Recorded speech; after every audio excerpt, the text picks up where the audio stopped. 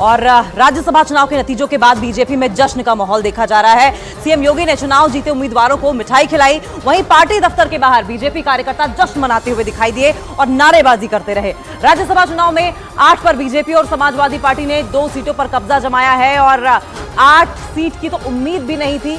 हालांकि कॉन्फिडेंस बार बार पार्टी की ओर से जताया जा रहा था कि 8 सीटें कोशिश करेंगे कि हम लेकर आए। सीएम योगी ने मिठाई खिलाई है। बीजेपी कार्यकर्ताओं का जश्न देखा जा रहा है। वहीं 8 सीटों पर बीजेपी की जीत के बाद किस तरीके से तमाम जो कार्यकर्ता है मुख्यमंत्री योगी आदित्यनाथ के साथ मौजूद दिखाई दिए।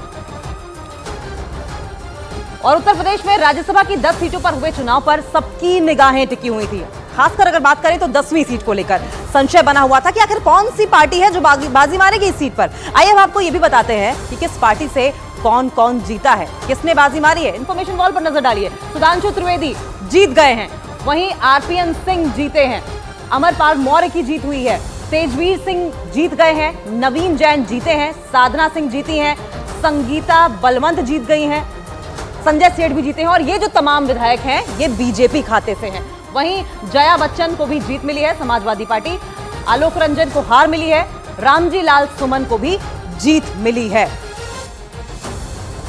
और वहीं राज्यसभा चुनाव में अपने सभी उम्मीदवारों की जीत पर सीएम योगी ने ट्वीट करके बधाई दी है। सोशल मीडिया एक्स पर उन्होंने लिखा है कि उत्तर प्रदेश से राज्यसभा के द्विवार्षिक चुनाव में विजयी होने वाले बीजेपी के सभी सम्मानित प्रत्याशियों को हार्दिक बधाई। पूर्ण विश्वास है कि आदरणीय प्रधानमंत्री श्री नरेंद्र मोदी जी के नेतृत्व में आप सभी अंत्योदय के प्रण और विकसित भारत के संकल्प की सिद्धि में सहायक होंगे। आप सभी के उज्जवल कार्यकाल के लिए मंगल कामनाएं। और उधर 8 सीटों पर जीत के बाद बीजेपी में जश्न का माहौल है। डिप्टी सीएम केशव प्रसाद मौर्य ने कहा कि कांग्रेस और समाजवादी पार्टी अपने विधायकों को संभाल नहीं पाई। वहीं ब्रजेश पाठक ने कहा कि विपक्ष हताश है। अपनी पार्टी को एकजुट रखने में विफल रही है तो ये सपा की कमियां है, भाजपा की कमियां नहीं है। कांग्रेस अगर अपने सरकार वाले राज्य में हार गई और भाजपा के वहाँ राज्यसभा सांसद जीत गए तो यह निश्चित तौर से सपा और कांग्रेस दोनों अपने दलों को संभाल नहीं पा रहे हैं, अपने विधायकों को संभाल नहीं पा रहे हैं और इसके कारण इनकी पराजय हुई है और भारतीय जनता पार्टी की ऐतिहासिक जीत है। विपक्ष हताश है और इस प्रकार का जिस प्रकार का आरोप प्रत्यारोप लगा रहे हैं ये लोकतंत्र में जायज़ नहीं है। चुनाव में जिसकी जहां इच्छा होती वहां वोट देते हैं और माननीय मोदी जी का जो विकसित भारत का संकल्प है उस संकल्प के साथ सभी माननीय विधायकगणों ने तय किया कि बीजेपी के 8 राज्यसभा सांसद बनने चाहिए। उस दिशा में सभी लोगों ने अपना आशीर्वाद प्रदान किया है। और इस बंपर जीत के बाद बीजेपी का मनोबल बढ़ा हुआ दिखाई दे रहा है। राज्यसभा चुनाव जीतने के बाद बीजेपी प्रत्याशी आरपीएन सिंह ने समाजवादी पार्टी पर हमला बोला और लोकसभा चुनाव में उत्तर प्रदेश की सभी 80 सीटों पर जीत का दावा किया है, क्लीन स्वीप का दावा किया है। संकेत है कि लोकसभा के चुनाव में उत्तर प्रदेश 80 में से 80 सीट मोदी जी को तीसरे बार प्रधानमंत्री बनाने के लिए तैयार है। समाजवादी पार्टी के राज में उत्तर प्रदेश की जनता ने देखा है किस तरह डराया जाता था, धमकाया जाता था, जिस तरह का लूटपाट होती थी, भ्रष्टाचार होता था, जिस तरह की गुंडाई होती थी। अब इस राज्य में मोदी जी के हिंदुस्तान नए विकसित देश में और उत्तर प्रदेश के हमारे मुख्यमंत्री जी ने हर व्यक्ति सुरक्षित महसूस कर रहा है और पूरा देश विकसित होने के लिए तैयार है। ये हमें संकेत दे रहा है कि आने वाले लोकसभा चुनाव में हम 80 की 80 सीटें जीतेंगे। चुनाव के लिए कितनी बड़ी जीत मान नहीं है? बिल्कुल, ये जीत एक बम्पर जीत है और आने वाले समय में 80 की 80 सीटें हम जीतेंगे, ये इसका संकेत है। और राज्यसभा चुनाव में समाजवादी पार्टी के 7 विधायकों ने बीजेपी के पक्ष में वोटिंग की, जिसके बाद समाजवादी पार्टी बीजेपी पर हमलावर दिखाई दे रही है। समाजवादी पार्टी बीजेपी पर पैसे और ताकत का दुरुपयोग करने का आरोप लगा रही है। बेतहाशा धन इस चुनाव में बहाया और मैं समझता हूँ साम दाम दंड भेद जो कुछ संभव हो सकता था उसका इस्तेमाल किया। ये जनतंत्र के लिए बहुत घातक है। जिन लोगों को खरीदा गया हमारे पार्टी के साथ गद्दारी की, ऐसे लोगों के खिलाफ हम प्रभावी कार्रवाई कराएंगे। जिन पर मुकदमे हैं या जिनको लोकसभा टिकट दिया जा रहा है तो जो धन बल और लालच में जो लोगों को लिया गया है वो लिया गया, उसमें क्या है, सबके सामने वो स्पष्ट है।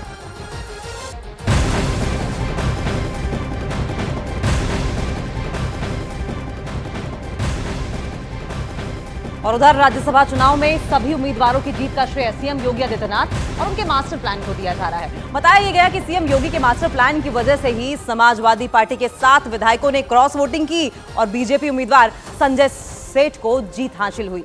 समाजवादी पार्टी के बागी विधायक काफी समय से बीजेपी के संपर्क में बने हुए थे।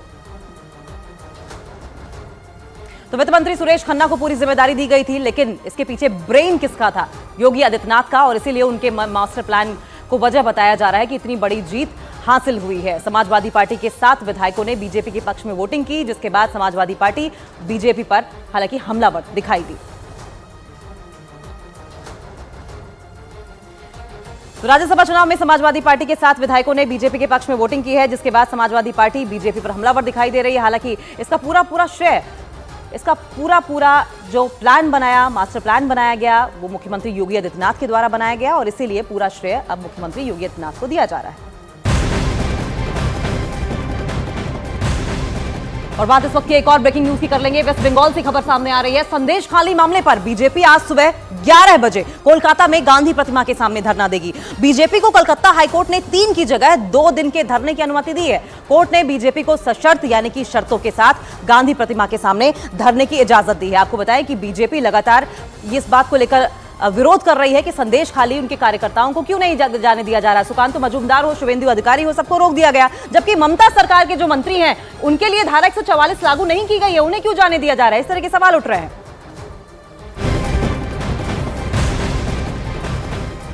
और इस बीच बीजेपी नेता शुभेंदु अधिकारी की संदेश खाली दोबारा जाने की अर्जी पर आज कोर्ट में सुनवाई होगी। शुभेंदु अधिकारी बंगाल के संदेश खाली एक बार फिर से जाना चाहते हैं और इसके लिए उन्होंने कोर्ट में अर्जी दी है। कोर्ट की परमिशन के बाद ही शुभेंदु अधिकारी फिर से संदेश खाली जा सकेंगे। इससे पहले शुभेंदु अधिकारी संदेश खाली जाना चाहते थे, हालांकि उन्हें बीच में रोक दिया गया। कुछ टर्म्स एंड कंडीशंस कोर्ट की ओर से लागू की गई थी और यह भी कहा गया था किसी भी तरीके का भड़काऊ भाषण नहीं देंगे।